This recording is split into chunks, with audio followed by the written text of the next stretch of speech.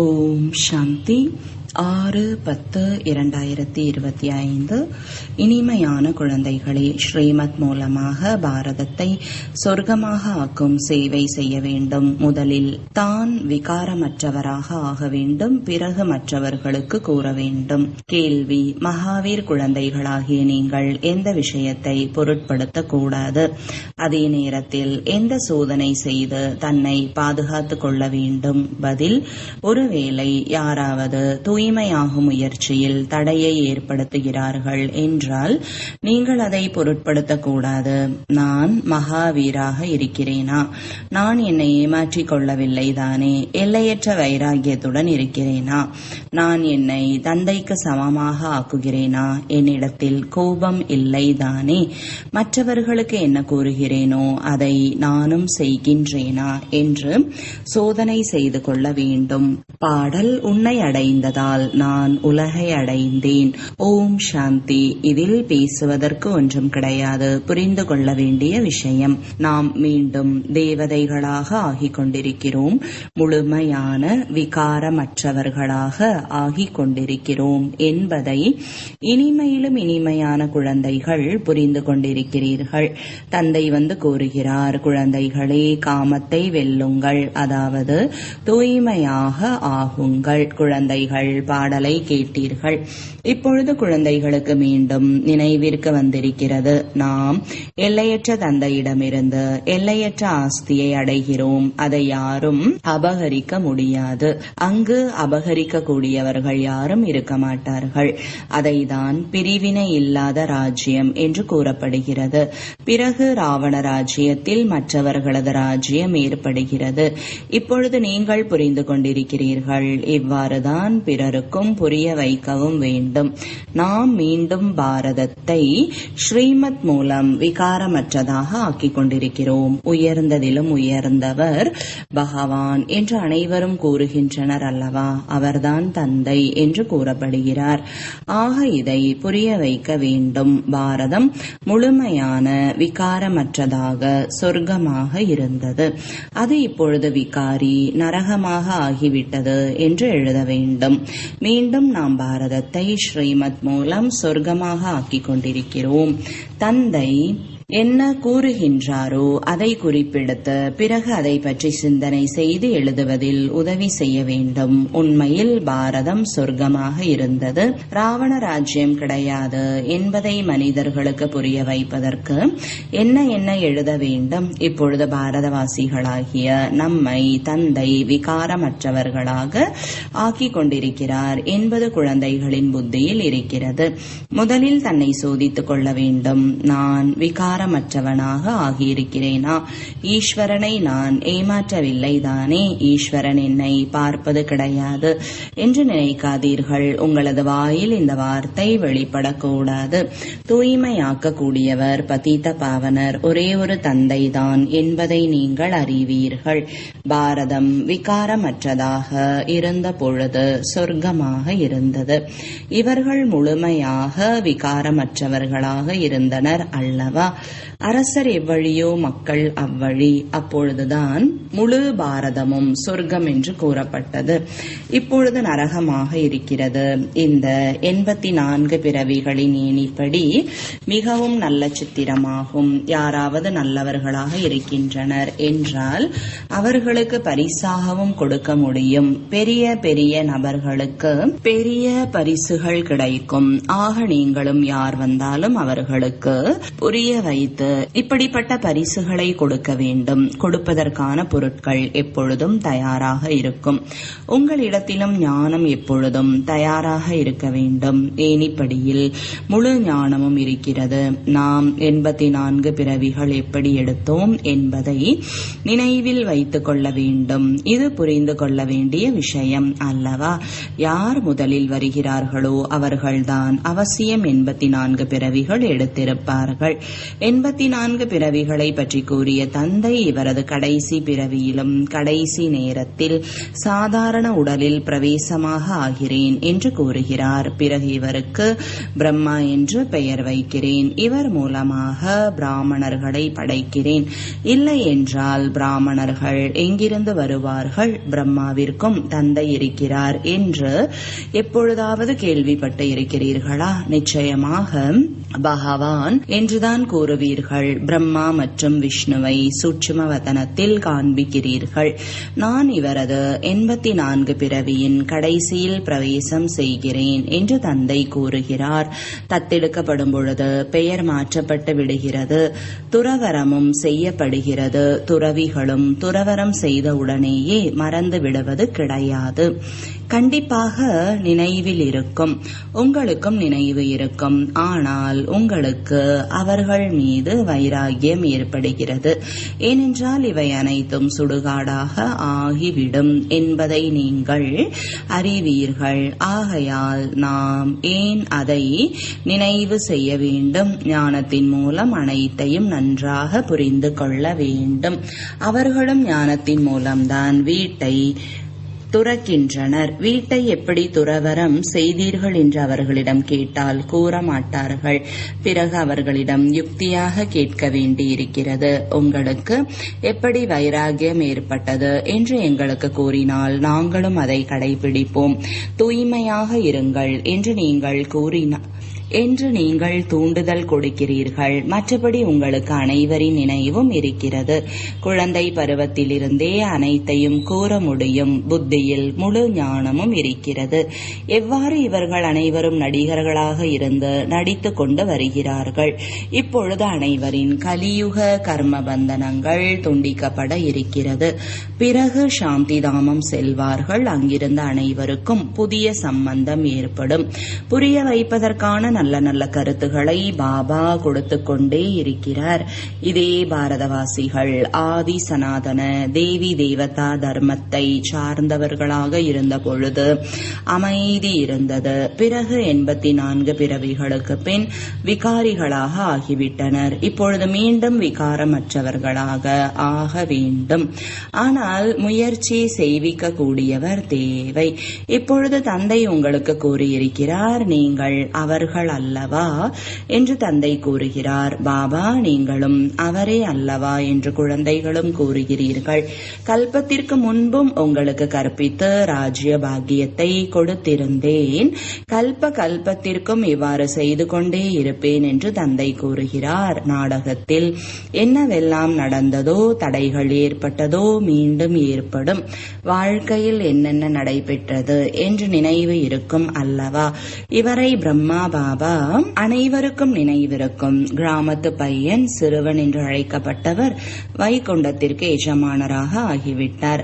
வைகுண்டத்தில் குக்கிராமங்கள் எப்படி இருக்க முடியும் என்பதை இப்பொழுது நீங்கள் அறிவீர்கள். இந்த நேரத்தில் உங்களை பொறுத்தவரை இந்த முழு பழைய உலகமும் கிராமம். வைகுண்டம் எங்கிருக்கிறது? இந்த நரகம் எங்கிருக்கிறது? பெரிய பெரிய மாளிகை கட்டிடங்களை பார்க்கின்ற பொழுது இதுவே சொர்க்கம் என்று மனிதர்கள் நினைக்கின்றனர்.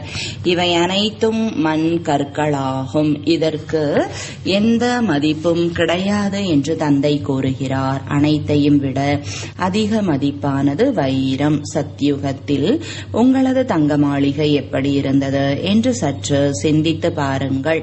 அங்கு அனைத்து களஞ்சியங்களும் நிறைந்திருக்கும். அளவற்ற தங்கம் இருக்கும். ஆக குழந்தைகளுக்குள் எவ்வளவு மகிழ்ச்சி இருக்க வேண்டும். யாராவது வாடிய முகத்துடன் வந்தால் உங்களை உடனேயே மகிழ்ச்சி படுத்தும் பாட்டுகள் உள்ளன என்று பாபா புரிய வைப்பார். முழு ஞானமும் புத்தியில் வந்துவிடும். பாபா நம்மை உலகிற்கு எஜமானர்களாக ஆக்குகிறார் என்பதை புரிந்து கொள்வர். அதை ஒரு பொழுதும் யாரும் அபகரிக்க முடியாது. அரை கல்பத்திற்கு நாம் சுகதாமத்திற்கு எஜமானர்களாக ஆகின்றோம். நான் இந்த எல்லைக்குட்பட்ட ராஜ்யத்தின் வாரிசு என்பதை அரசரின் குழந்தை புரிந்து கொள்வார், நான் எல்லையற்ற தந்தையின் வாரிசு என்ற போதை உங்களுக்குள் எவ்வளவு இருக்க வேண்டும். தந்தை சொர்க்கத்தை ஸ்தாபனை செய்கிறார், நாம் 21 பிறவிகளுக்கு வாரிசாக ஆகிறோம். எவ்வளவு மகிழ்ச்சி இருக்க வேண்டும். யாருக்கு வாரிசாக ஆகின்றோமோ அவரை அவசியம் நினைவு செய்ய வேண்டும். நினைவு செய்யாமல் வாரிசாக ஆகிவிட முடியாது. நினைவு செய்து தூய்மையாக ஆகின்ற பொழுதுதான் வாரிசாக ஆக முடியும். ஸ்ரீமத் மூலம் நாம் உலகிற்கு எஜமானர்களாக இரட்டை கிரீடதாரிகளாக ஆகின்றோம் என்பதை நீங்கள் அறிவீர்கள். பிறவி பிறவிகளாக நாம் ராஜ்யம் செய்வோம். மனிதர்கள் பக்தி மார்க்கத்தில் அழியக்கூடிய தானம் புண்ணியம் செய்கின்றனர். உங்களுடையது அழிவற்ற ஞான செல்வம். உங்களுக்கு எவ்வளவு உயர்ந்த லாட்டரி கிடைக்கிறது. கர்மத்தின்படி பலன் கிடைக்கிறது. யாராவது பெரிய அரசரின் குழந்தையாக பிறந்துவிட்டால் எல்லைக்கு உட்பட்ட பெரிய லாட்டரி கிடைத்து விட்டது. ஒற்றை கிரீடமுள்ள அரசர்கள் முழு உலகிற்கும் எஜமானர்களாக ஆகிவிட முடியாது. இரட்டை கிரீடமுள்ள நீங்களே முழு உலகிற்கும் எஜமானர்களாக ஆகிறீர்கள். அந்த நேரத்தில் வேறு எந்த ராஜ்யமும் இருக்காது. மற்ற தர்மத்தினர் பிறகுதான் வருகிறார்கள். அவர்களின் எண்ணிக்கை அதிகமாகாத வரை முதலில் வந்த அரசர்கள் விகாரிகளாக ஆன காரணத்தினாலும் கருத்து வேறுபாட்டிலும் துண்டு துண்டாக பிரிந்து விடுகின்றனர். முழு உலகிலும் ஒரே ஒரு ராஜ்யம்தான் இருந்தது. இது போன பிறவியின் பலன் என்று அங்கு கூற மாட்டார்கள். இப்பொழுது தந்தை குழந்தைகளாகிய உங்களுக்கு உன்னதமான காரியம் செய்வதற்கு கற்றுக் கொடுக்கிறார். யார் எப்படிப்பட்ட காரியங்களை செய்கிறார்களோ, சேவை செய்வார்களோ அதற்கான பலன் அவசியம் கிடைக்கும். நல்ல செயல்களை மட்டுமே செய்ய வேண்டும். எந்த காரியம் செய்தாலும் ஏதாவது புரியவில்லை என்றால் அதற்கு ஸ்ரீமத் பெற்றுக்கொள்ள வேண்டும். கடிதத்தின் மூலம் அடிக்கடி கேட்க வேண்டும். பிரதம மந்திரியாக இருப்பவருக்கு எவ்வளவு கடிதங்கள் வந்து கொண்டிருக்கும். ஆனால் அவர் எதையும் தனியாக படிப்பது கிடையாது. அவருக்கு பல உதவியாளர்கள் இருப்பார்கள். அவர்கள் அனைத்து கடிதங்களையும் பார்ப்பார்கள். எது மிக முக்கியமானதோ அதை பிரதம மந்திரியின் மேசையில் வைப்பார்கள்.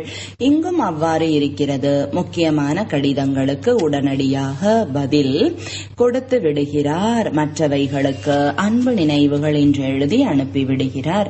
ஒவ்வொன்றிற்கும் தனித்தனியாக அமர்ந்து கடிதம் எழுதுவது என்பது முடியாத காரியம், மிகவும் கடினம். ஆஹா, இன்று எல்லையற்ற தந்தையிடமிருந்து கடிதம் வந்திருக்கிறது எனும் பொழுது குழந்தைகளுக்கு எவ்வளவு மகிழ்ச்சி ஏற்படுகிறது. சிவபாபா பிரம்மாவின் மூலம் பதில் கடிதம் எழுதுகிறார். குழந்தைகளுக்கு அதிக மகிழ்ச்சி ஏற்படுகிறது. மிக அதிகமாக உருகக்கூடியவர்கள் பந்தனமுள்ள தாய்மார்கள். ஆஹா, நாம் பந்தனத்தில் இருக்கிறோம். எல்லையற்ற தந்தை நமக்கு கடிதம் எழுதியிருக்கிறார். கண்களில் வைத்துக் கொள்கிறார்கள். அஞ்ஞான காலத்திலும் கணவனை பரமாத்மா என்று புரிந்து கொள்பவர்களுக்கு கணவரிடமிருந்து கடிதம் வந்துவிட்டால் முத்தம் கொடுப்பார்கள். உங்களிலும் பாப்தாதாவின் கடிதம் கிடைத்தவுடனேயே சில குழந்தைகள் புலகாகிதம் அடைந்து விடுகிறார்கள்.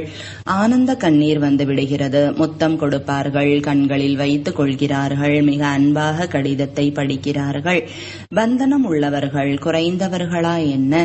சில குழந்தைகளை மாயை வென்று விடுகிறது. சிலர் நாம் அவசியம் தூய்மையாக வேண்டும் என்று நினைக்கின்றனர். பாரதம் விகாரம் இல்லாமல் இருந்தது, இப்பொழுது விகாரமானதாக இருக்கிறது.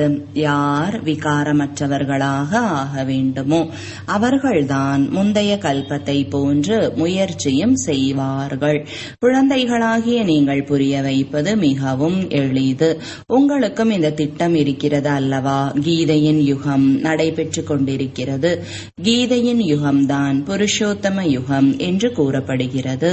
கீதையின் புருஷோத்தம யுகம் என்று நீங்கள் எழுதுகிறீர்கள். இந்த நேரத்தில்தான் பழைய உலகம் மாறி புதியதாக ஆகிறது. எல்லையற்ற தந்தை நமக்கு ஆசிரியராக உள்ளார். அவர் மூலம் நாம் ராஜயோகம் கற்றுக்கொண்டிருக்கிறோம் என்பது உங்களது புத்தியில் இருக்கிறது. நல்ல முறையில் படித்தால் இரட்டை கிரீடதாரிகளாக ஆவீர்கள். எவ்வளவு உயர்ந்த பள்ளிக்கூடம், ராஜ்யம் உருவாகிறது. பல வகையான பிரஜைகள் அவசியம் இருப்பார்கள். ராஜ்யம் வளர்ச்சி அடைந்து கொண்டே இருக்கும். குறைவாக ஞானம் அடைபவர்கள் தாமதமாக வருவார்கள். யார் எப்படி முயற்சி செய்வார்களோ அவர்கள் முதலில் வந்து கொண்டே இருப்பார்கள். இவை அனைத்தும் ஏற்கனவே உருவாக்கப்பட்ட விளையாட்டு. இந்த நாடகம் திரும்பவும் சுற்றி கொண்டே இருக்கும் அல்லவா? இப்பொழுது நீங்கள் தந்தையிடமிருந்து ஆஸ்தி அடைந்து கொண்டிருக்கிறீர்கள். தூய்மையாக ஆகுங்கள் என்று தந்தை கூறுகிறார். இதற்கு யாராவது தலையிடுகின்றனர் என்றால் பொருட்படுத்தக்கூடாது. ரொட்டி துண்டு கிடைத்துவிடும் அல்லவா? குழந்தைகள் நினைவில் இருப்பதற்கான முயற்சி செய்ய வேண்டும். பாபா பக்தி மார்க்கத்தின் உதாரணம் கூறுகிறார். பூஜைக்கான நேரத்தில் புத்தியானது வெளியில் செல்கிறது என்றால் தனது காதை திருகிக் கொள்வார், தன்னை தண்டித்துக் கொள்வார். இப்பொழுது இது ஞானம். இதில் முக்கியமானது நினைவு. நினைவு இல்லை என்றால் தன்னை தண்டித்துக் கொள்ள வேண்டும். மாயை என் மீது எப்படி வெற்றியடைய முடியும்? நான் என்ன அந்த அளவிற்கு பக்குவம் இல்லாதவனாக இருக்கிறேனா? நான் தான் இதை வெல்ல வேண்டும். தன்னை தான் நல்ல முறையில் பாதுகாத்துக் கொள்ள வேண்டும். நான் அந்த அளவிற்கு மகாவீராக இருக்கிறேனா? மற்றவர்களையும் மகாவீராக ஆக்கக்கூடிய முயற்சி செய்கிறேனா? அந்த அளவிற்கு என்று தனக்குள் கேளுங்கள். எந்த அளவிற்கு பலரை தனக்கு சமமாக ஆக்குகிறீர்களோ அந்த அளவிற்கு உயர்ந்த நிலை கிடைக்கும். தனது ராஜ்ய பாக்கியத்தை அடைவதற்காக போட்டி போட வேண்டும். ஒருவேளை எனக்குள்ளேயே கோபம் இருந்தால் கோபப்படாதீர்கள் என்று மற்றவர்களுக்கு எப்படி கூற முடியும்? சத்தியமில்லை அல்லவா? வெட்கம் ஏற்பட வேண்டும். மற்றவர்களுக்கு புரிய வைத்து அவர்கள் உயர்ந்த நிலையை அடைந்து விடுவார்கள். தான் கீழான நிலையை அடைவது இது முயற்சியா என்ன? தந்தையை நினைவு செய்து நீங்கள் இந்த விஷக்கடலில் இருந்து பார்க்கடலுக்கு சென்று விடுவீர்கள். மற்றபடி இந்த அனைத்து உதாரணங்களையும் தந்தை வந்து புரிய வைக்கிறார். இதையே பிறகு பக்தி மார்க்கத்தில் திரும்பவும் கூறுகிறார்கள். குளவிக்கான உதாரணம் இருக்கிறது. நீங்கள் பிராமணிகள் அல்லவா? பிரம்மா குமார், பிரம்மா குமாரிகள். நீங்கள் தான் உண்மையிலும் உண்மையான பிராமணர்கள். பிரஜாபிதா பிரம்மா எங்கிருக்கிறார்? அவசியம் இங்குதான் இருப்பார் அல்லவா? அங்கு இருக்க மாட்டார். குழந்தைகளாகிய நீங்கள் மிகவும் புத்திசாலிகளாக ஆக வேண்டும். பாபாவின் திட்டம் மனிதனை தேவதை ஆக்குவது. புரிய வைப்பதற்காக இந்த சித்திரங்கள் உள்ளன. இதில் எழுதக்கூடிய விஷயங்களும் அவ்வாறே இருக்க வேண்டும். கீதையின் பகவானின் திட்டம் இதுவல்லவா? பிராமணர்களாகிய நாம் குடுமியை போன்று இருக்கிறோம். ஒருவருக்கான விஷயம் கிடையாது. பிரஜாபிதா பிரம்மா என்றால் குடுமி போன்ற பிராமணர்களுக்கானவர் ஆகிவிடுகிறார். பிரம்மா பிராமணர்களின் தந்தை. இந்த நேரத்தில் மிக உயர்ந்த குடும்பமாக இருக்கும். நீங்களே பிறகு தெய்வீக குடும்பத்திற்கு வருகிறீர்கள். இந்த நேரத்தில் உங்களுக்கு அதிக மகிழ்ச்சி ஏற்படுகிறது. ஏனென்றால் லாட்டரி கிடைக்கிறது. உங்களுக்கு பல பெயர்கள் உள்ளன. வந்தே மாதரம். சிவனின் சக்தி சேனைகள் நீங்கள் தானே. அவர்கள் அனைவரும் பொய்யானவர்கள். அதிகமானவர்களான காரணத்தினால் குழப்பமடைகின்றனர். ஆகையால் தான் ராஜ்யம் ஸ்தாபனை செய்வதற்கு உழைப்பு ஏற்படுகிறது. இந்த நாடகம் ஏற்கனவே உருவாக்கப்பட்டிருக்கிறது என்று தந்தை கூறுகிறார். இதில் எனக்கும் பாகம் இருக்கிறது. நான் சர்வசக்திவானாக உள்ளேன். என்னை நினைவு செய்வதன் மூலம் நீங்கள் தூய்மையானவர்களாக ஆகிவிடுகிறீர்கள். அனைவரையும் விட அதிகமாக கவர்ந்திழுக்கும் காந்தமாக சிவ பாபா உள்ளார். அவர்தான் உயர்ந்ததிலும் உயர்ந்த இடத்தில் இருக்கிறார். நல்லது. இனிமையிலும் இனிமையான தேடி கண்டெடுக்கப்பட்ட செல்லமான குழந்தைகளுக்கு தாயும் தந்தையுமான பாப்தாதாவின் அன்பு நினைவுகள் மற்றும் காலை வணக்கங்கள். ஆன்மீக குழந்தைகளுக்கு ஆன்மீக தந்தையின் வணக்கம். வணக்கங்கள். ஆன்மீக தந்தைக்கு ஆன்மீக குழந்தைகளின் அன்பு நினைவுகளும் வணக்கங்களும். தாரணைக்கான முக்கிய சாரம். முதலாவது, நான் 21 பிறவிகளுக்கு எல்லையற்ற தந்தையின் வாரிசாக ஆகியிருக்கிறேன் என்ற இதே மகிழ்ச்சியில் அல்லது போதையில் எப்பொழுதும் இருக்க வேண்டும். யாருக்கு வாரிசாக ஆகியிருக்கிறீர்களோ அவரை நினைக்க வேண்டும் மற்றும் அவசியம் தூய்மையாக வேண்டும். தந்தை எந்த உன்னதமான காரியம் செய்ய கற்றுக் கொடுக்கிறாரோ அதையே செய்ய வேண்டும். ஸ்ரீமத் பெற்றுக்கொண்டே இருக்க வேண்டும். வரதானம், இந்த மண்ணின் தேசம் மற்றும் உடலின் நினைவிலிருந்து விலகி சூக்ஷ்ம தேசத்தின் சேவாதாரி ஆகுக. விளக்கம், இன்றைய உலகில் வேலைக்கேற்ப ஆடை அணிவது போல நீங்களும் நேரத்திற்கேற்ப செய்யும் செயலுக்கேற்ப ஆடை அணியுங்கள். ஒரு கணம் மானுடல், மறுகணம் ஒளியுடல். இவ்வாறு மாறுவேடக்காரனாக மாறினால் அனைத்து சொரூபங்களின் சுகத்தை அனுபவம் செய்ய முடியும். இது நமது ஆடைதான். அடுத்தவர் ஆடையை அணிய முடியுமோ முடியாதோ, தனது ஆடையை சுலபமாக அணியலாம். எனவே இந்த வரதானத்தை நடைமுறையில் பயிற்சி செய்யும் பொழுது அவ்யக்த சந்திப்பின் விசித்திர அனுபவத்தை செய்ய முடியும். ஸ்லோகன், அனைவருக்கும் மரியாதை தருபவரே உதாரணமாக முடியும்.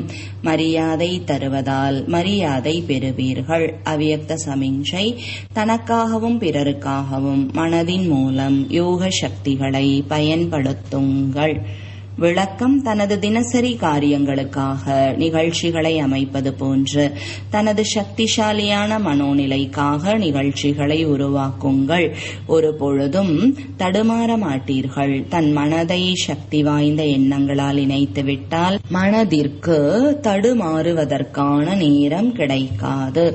மனம் எப்பொழுதும் ஒருமுகமாக நிலைத்திருந்தால் தானாகவே நல்ல அதிர்வலைகள் பரவும், சேவை நடக்கும். ஓம் சாந்தி.